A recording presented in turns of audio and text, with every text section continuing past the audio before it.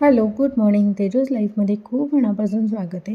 केसांची काळजी कशी घ्यायची अजिबातच कळत नाही, कारण की ऑइल लावूनसुद्धा हेअर्स गळायला लागलेत आणि हेअरफॉल खूप होतो आहे. जर कोणाला माहीत असेल की आफ्टर प्रेग्नन्सीनंतर हेअरफॉल का होतो किंवा कसं थांबवायचं, तर मला नक्की सांगा.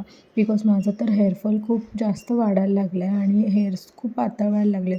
आधी किती छान आणि हेल्दी केस होते. सो मी रोज काय करते, हेअर वॉश केला की 2 दिवस त्याच्यानंतर मस्तपैकी 5-6 दिवस चंपू करूनच ठेवते आणि छान अशी सागरवेणी घालते, जी आता मी प्रॅक्टिस करून करून मला यायला लागली.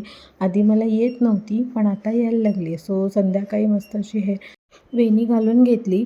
ऑलमोस्ट 7-7:30 नंतर मी आवरायला घेते. म्हणजे विचार करा की कसं प्रेग्नन्सीनंतरची लाईफ असते.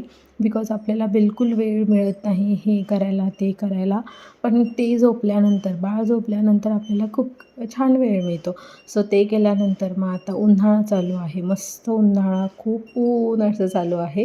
त्याच्यामुळे आमच्या इथे म्हणजे पापड, सांडगे, तिखट सांडगे, त्याच्यानंतर तांदूळ आणि खोबरं वगैरे मसाला करायचा आहे, चटणी, त्याच्यामुळे कोल्हापुरी चटणी. सो त्याची सगळी प्रिपरेशन चालू आहे आणि संध्याकाळी छान असं वारं सुटलेलं असतं. त्याच्यामुळे मग थोडा वेळ वरती येतो. जेवून झाल्यानंतर थोडंसं गार वाटतं, कारण की घरात खूप गरम होतं.